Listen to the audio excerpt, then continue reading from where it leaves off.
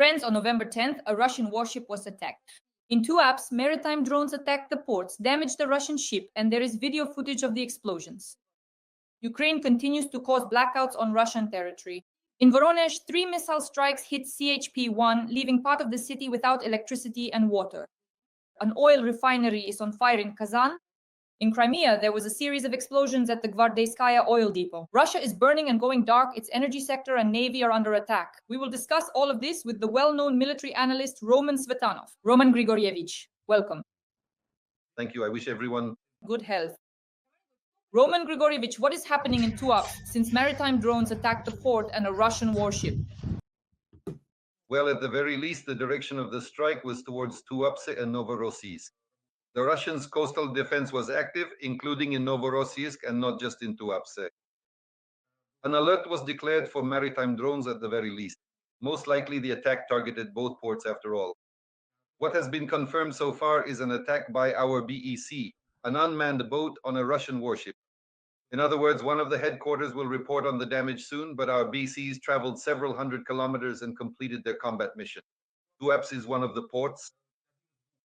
It's one of the 2 ports in that area that service Russian Black Sea Fleet warships. And of course, the tankers that are loaded there with both dark and light oil products, including crude oil. Since the Tuapse plant is directly an oil refinery, it is located right on the coast. And by the way, one of the piers is its deep water pier, where it can load up to 80,000 tons of oil products. So for us, it's important, of course, to neutralize this port and continue striking it so that it will finally be put out of commission. Because recently drones entered there, we've talked about this before, airborne drones, and we discussed how several ships, or rather vessels, of the Russian Shadow Fleet, as well as the pier itself, were hit. And now strikes have already been carried out directly against Russian warships. Roman Nikolaevich, you just said that Novorossiysk might have also been attacked. So, the port of Novorossiysk could also have been targeted last night? That's correct. They were carrying out combat missions, unmanned surface vessels and possibly underwater ones as well. That's exactly how the surface vessels operate. They can also control underwater ones, acting as relays. The fact that the Russians blocked off, or at least announced they were blocking off, an alert in the port of Novorossiysk suggests that Novorossiysk was also involved. Roman Yurievich, how often do missile carriers now go out into the Black Sea to launch missile strikes? If we compare now, say over the past 6 months, how important is it at this point to keep attacking the port of Novorossiysk on a permanent, ongoing basis? We need to keep pressuring them constantly. Whether they go out or not, we have to keep the pressure on simply because these are military ships and naturally they are military targets for us. Whenever we get the opportunity, we naturally need to put pressure on them from different positions using various means. Submarine, surface, and air assets. It all depends on what works out. Recently, the Russians have started using caliber missiles. Why? Because the use of air-launched missiles has decreased. The Tu-95 is already falling apart, and so is the Tu-160. They're afraid to send them up for these missions. It's not just that they're afraid, it's also that the aircraft's service life is used up when launching a missile. There's no point in using a strategic missile carrier for that. But using ships, for example, to launch calibers does make sense, and of course they will keep using them. And it's not just the Russian Black Sea flotilla. We shouldn't forget about the Caspian flotilla either. There are also several carriers of these caliber cruise missiles in the Caspian, and in principle they can reach at least the left bank and the central part. Ukraine. So if we're setting a task for our strike assets, we need to target both flotillas, the Black Sea and the Caspian. Roman Lvovich reports say that besides Tuapse, there was also a strike in the Rostov region on the railway station in the Republic's area. How do you assess our strikes on railway junctions and stations? It wasn't on the station itself. The strike was near the station. It's an interchange in the Rostov region, the Rostov railway junction. There is a large fuel depot there, which mainly stores diesel for Russian locomotives. Recently, the Russians have started using diesel locomotives to transport military cargo after our strikes on electrical substations, on the traction substations that power the Russian railway tracks. That's why, for us, it's important to cut off their main logistics, and that means precisely destroying these targets, specifically fuel terminals of this kind. And there's also one located near the railway station in Magadan. That's why it doesn't make sense for us to waste drones on the railway station there. The only thing is, when approaching the target, the Russians since they do have some air defense, might shoot down the drones, and then the drone debris or warhead could fall anywhere. Well, that's the handiwork of the clumsy Russian air defense. That's their problem. As for Kazan, the petrochemical plant there is on fire. A serious strike was delivered. It was reported that drones attacked the petrochemical facility and a fire suddenly broke out. The authorities claim it's technical work, but it's already clear that drones were involved. Roman Grigorievich, the floor is yours, but we mean the Russian authorities when we say this. And today there was quite a serious attack, more than 100 drones. At the same time, it was a combined attack. Simultaneously, BECs were operating in Novorossiysk and Tuapse. Our aerial drones carried out the operation, breaking through the Russian frontal air defenses. At least according to statements from the Russian General Staff, several dozen drones were destroyed in the Bryansk, Belgorod, and Kursk regions. This is precisely the direction north toward Moscow and east through Voronezh, including toward Kazan. That is, most likely there was a breakthrough of the frontal air defense with the help of several dozen of our decoy drones. We use decoy drones to penetrate Russian frontline air defense systems. These cost, well, a board with an engine costs $200. The Russians spend aviation resources on them, launching helicopters and planes, including missiles that cost hundreds of thousands of dollars. So the right approach in this sense is for several strike drones, for example, to get through, reach Kazan, and carry out their mission. First, the frontline air defense is breached, and then if you get past the front, beyond that, there's basically nothing in place. The Russians don't have enough point air defense systems to cover all 17 million square kilometers of Russian territory. This is Russia's Achilles heel in this regard. In the past, having vast distances was an advantage, maybe in the last millennium, when you could just run behind the Urals, as they say, and not care about anything beyond that. But now that's no longer the case.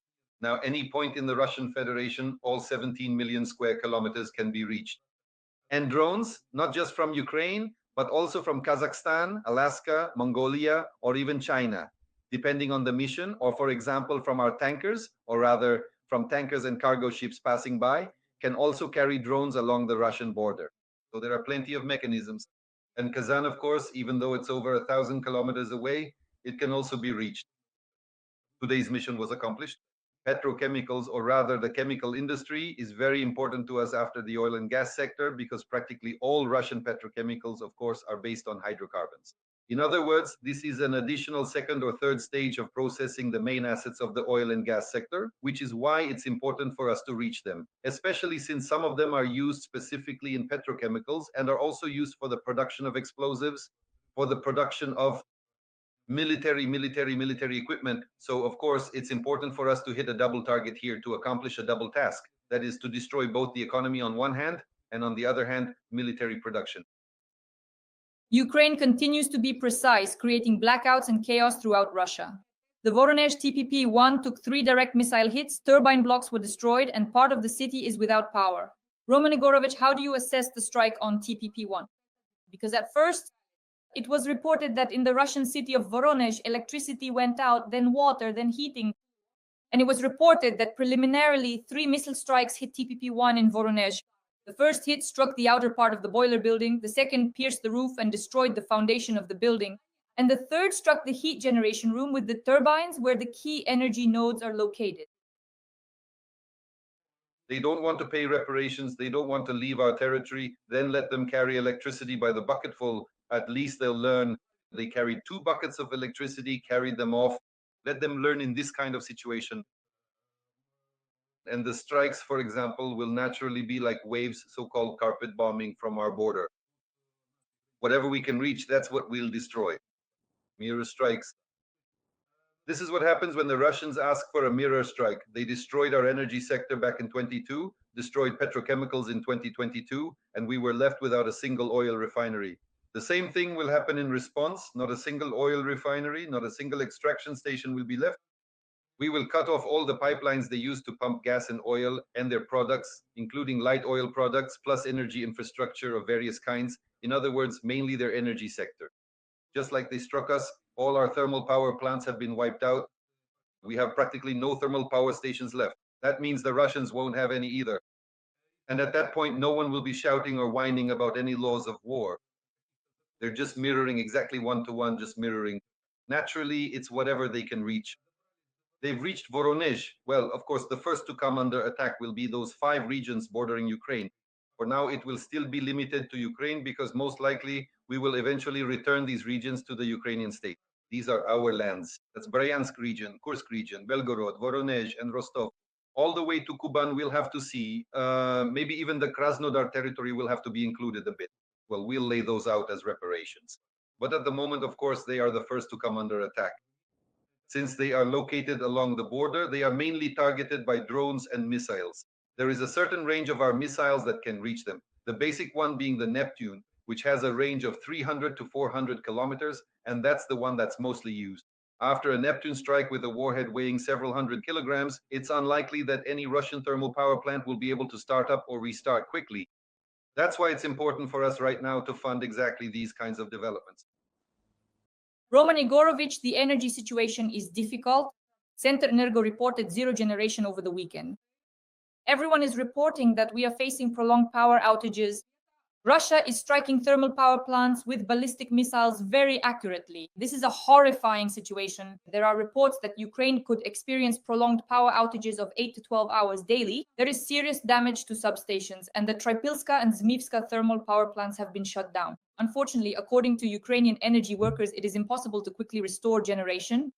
Roman Grigorievich, why do Moscow and St. Petersburg still have electricity? We remember President Zelensky, who said there would be blackouts in key Ukrainian cities. There would be a blackout in Moscow, and as we understand, in St. Petersburg as well. Why can't we achieve this at the present moment? Moscow's air defense right now, in terms of its density, has 3 or 4 different layers. So this multi-layered defense doesn't allow aerial targets to break through. You would need either hundreds, almost up to 1,000 drones aimed at a single point to exceed the saturation threshold of this air defense, or you would need ballistic missiles. But when it comes to ballistic missiles, we've been hearing announcements for several years. Yet for some reason, no one is bombarding Moscow with just announcements. Well, or rather, maybe they've tried sending videos, flooding it with video clips, but what you really need there are ballistic missiles. And what's most interesting is that even May barbecue ballistic missiles won't do the trick. So what we really need are ballistic missiles. The Russians won't be able to assemble the ballistics. Well, not all of it, at least. Some of it might get through. And only after we have our own ballistic missiles, only then will it be possible to create a BLK specifically in Moscow. And for us, it's especially important to be able to reach Moscow. The decision-making center, the metropolis that has seized the colonies, those colonies are specifically the 21 republics of Russia, which are directly Moscow's colonies. And these republics will definitely be clapping their hands when there will be a blackout specifically in Moscow. When they have to use buckets for toilets, not just Putin's little suitcases, but any toilet or any elevator, then they'll remember Donetsk. They'll be going into elevators. What else can they do? You can't carry it with you everywhere. There won't be anything to flush with. That's why for now, we can't accomplish this particular task because we still don't have the capability to produce ballistic missiles. I don't know where they are, what stage they're at, but we've been getting these announcements for 2 years now. In that time, they could have built 500-kilometer ballistic missiles 3 times over. So it means the executive branch needs to be replaced. You don't need for that. You don't need any kind of political battles to replace it because replacing the executive branch, the cabinet of ministers, can be done in 24 hours. You just take them all, send the entire administration to the territorial recruitment center, that is to the TRC and then to the front, so that they can experience firsthand what they've been sending others to the front to endure for the past few years, and then bring into the cabinet of ministers people with a basic military education and a clear primary objective.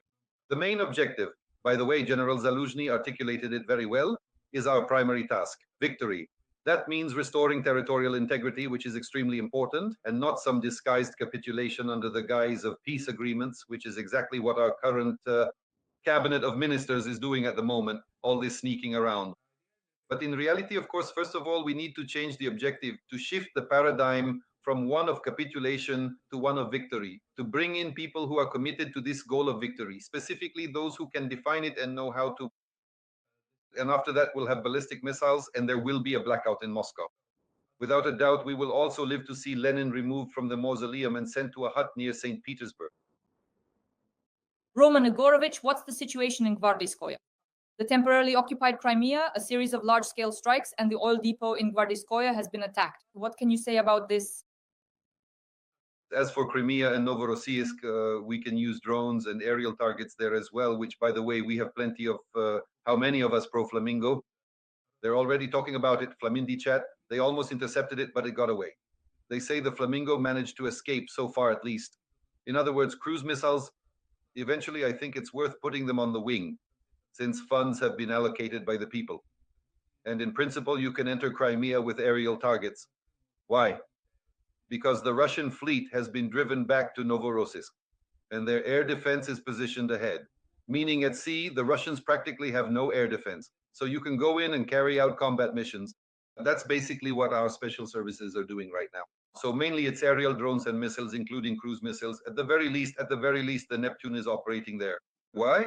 Because this falls under the jurisdiction of our Navy, our naval forces, which in their basic configuration have the Neptune coastal missile system. And this missile is now not only surface to ship, but also surface to surface. And strikes, for example, on oil tankers, storage tanks, and various types of oil storage, light petroleum products, dark petroleum products, they are being destroyed. Recently, strikes have been carried out, we discussed this before, on Feodosia, where they did a good job burning down that oil terminal. And now they continue to target Gvardeiskaya, where there is also a large base that needs to be completely burned down. There are still a few tanks left there. I think our specialists will finish burning them, but military facilities have no place in our Crimea. Roman Lvovich, do you see any systematic key efforts regarding the temporarily occupied Crimea that could possibly lead to its deoccupation in the near future? Or is this being done to cut off supplies to the enemy's southern group? So what is the purpose of us striking Crimea and the enemy's military facilities there so intensively today? Well, in the near future, we definitely can't expect Crimea to be deoccupied yet. What do you mean by near future? Are we talking about months until it could be done in a year to a year and a half if the intensity of the strikes is serious? Not like it is now. It needs to be increased along with the number of means of destruction. That is, these need to be cruise missiles capable of striking military targets, reaching all the way to the Kerch Bridge. To reach the Kerch Bridge itself, you already need ballistic missiles. It's important to understand this clearly because the air defense density around the Kerch Bridge is the same as in Moscow. Naturally, it's almost impossible to break through it using aerial targets alone, either underwater or surface-based, or unmanned boats or ballistic missiles. Then it would be possible to take out the Kerch Bridge as well. This is just to clarify the process. There are more than 150 stationary military facilities there, and if you keep hitting them, eventually, as the saying goes, knock and it shall be opened unto you. You have to knock hard enough so that the Russians run away from there. It's a matter of time and the means of destruction. Not in the immediate future, but this is already systematic work to destroy Russian, first of all, enemy air defenses, at least in Western Crimea. We can see this clearly. Radar stations, anti-aircraft missile systems, launchers, and so on. Such things are subtracted, and after that comes a wave of destruction targeting military facilities which themselves can burn. Why have drones started targeting Russian oil depots? Because, say, a military facility buried in a rock somewhere, how are drones supposed to break through there? Not every missile can even reach it. But an oil depot that's sitting right on the surface, it's practically asking for it, so to speak. That's what they're targeting now. I used to think we'd eventually see a change in executive power, that normal people would come into production. We'll wait for our ballistic missiles and then we'll finish off Crimea. Although, of course, Crimea needs to be liberated in two waves. The first is air and missile strikes, which should also last for several months. Specifically, planes, and missiles. And only then, after we've eliminated the Russian troops in Crimea, will ground operations begin.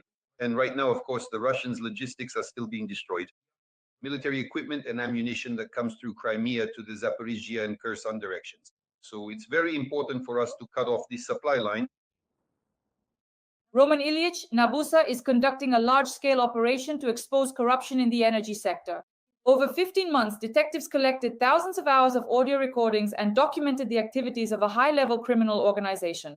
Today, the entire internet, all media and social networks are buzzing with this information. Operation Mairos. NABU is releasing the first tapes in the case of illegal embezzlement in the energy sector. And all of this is happening against the backdrop of a full-scale war, Russia's invasion, an energy crisis, and attacks on the energy sector. So there is the war, and then there is this terrible corruption. What do you think? War always brings corruption with it, but the real question is how to counteract it. In normal countries that are at war, corruption is punishable by execution. Literally by execution. I mean, it's pure looting. Just like looters are lined up against the wall, in wartime, people are lined up against the wall for corruption too. In peacetime, that's not an issue. You judge according to international law, so to speak, without the death penalty, but now there should be a death penalty article. Until that's introduced, corruption will persist. This is where the most terrible, the strongest corruption lies. As soon as the first dozen are executed for corruption, believe me, it will immediately die down. So this is a direct question for the lawmakers, but they won't execute themselves, and that's the problem. That's where the root of it all comes from. So now at this point, we can simply observe this entire process unfold, or we can state the fact very clearly. What new information have we actually been told here? That we have corruption present within the economy? Yes, of course, it exists and is a reality. This is especially true and becomes even more apparent when it comes to the energy sector, where such issues are often more pronounced and visible. That is practically the cheapest electricity, the very cheapest is nuclear power. But everyone has piled onto it, and the population relies on it, meaning on subsidies. And on top of cheap electricity, they've also piled on so-called green energy. Because a kilowatt hour of nuclear energy costs 2 hryvnias, but for some reason green energy costs 7 or 8. So the question is, why do we even need this green energy? Back in the day, Kliuev, under Yanukovych, brought in all these contracts. Just imagine, those old regionals, even now, this whole thing with so-called green tariffs is still going on, and they're 3, 4, even 5 times higher than what the nuclear plants can supply us with. This whole thing is still spinning around, and it's pure corruption. Green energy is, in its purest form, a corrupt scheme. Now, all of this is handled by Ahmet Rinat's companies. They're the ones mainly involved in this whole business. Kliuev handed everything over to Renat Folk. Back in the day, during the start of the war in 2014 to 2015, we still have this big problem to this day, including in the energy sector and in the army as well. It's not going anywhere in the army. In the Ministry of Defense, in our cabinet, that's why I'm saying we need to replace the civilian cabinet of ministers with a military cabinet of ministers. A cabinet of public trust. That's how we need to work. And there, of course, the task should be to execute corrupt officials. That's actually where we need to start. The fight against corruption begins with the execution of corrupt officials, with a law on execution. Otherwise, there will be no fight at all. Otherwise, in the end, they'll just find a way to get off the hook. Well, all these Mindiks, all these Zuckermans, they'll just run away to Israel. How are you going to get them out of there? They have Israeli passports in their pockets. They don't hand over their own, so to speak. That's it. End of story. It was exactly the same situation back in 2014 in the isolation ward when I was tortured by the Israeli Evich. He also had an Israeli passport in his pocket. And they boasted, saying, "What are you going to do to him? He'll go to Israel and you'll never get him out of there. Only a special operation to eliminate him would work." Well, something like that. There's no other option.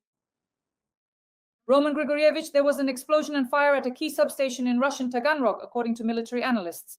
And why is it considered key, Roman Grigorievich? Well, it's not exactly key, of course, but it's one of the main ones, yes. That is, the real key substations are those where, for example, power lines can transfer electricity at 500 kilovolts and above.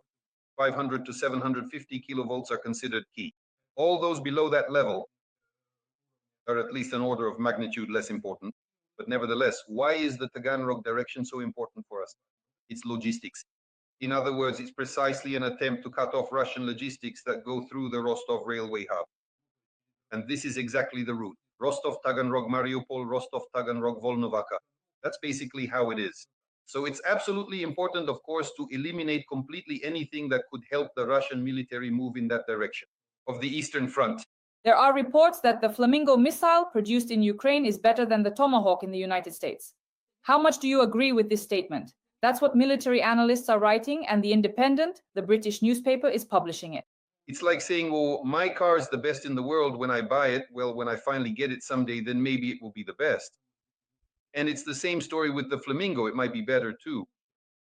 The Tomahawk, when it appears.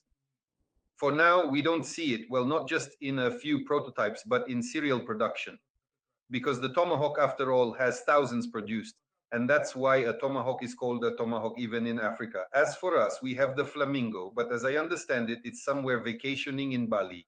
So yes, in warm places, maybe Mindich has slipped out of Ukraine, and instead of going to Israel, he'll return these so-called Flamindas, these Flamindichis, back from Bali, and maybe they'll fly somewhere eventually. But for now, at this moment, since there is no serial production of these missiles, there's really nothing to talk about. And in reality, of course, the missile itself is actually quite decent for accomplishing its tasks. Well, not global or strategic ones. After all, it's a cruise missile, which means it's a good ARS, a good target for Russian air defense wherever it might be located.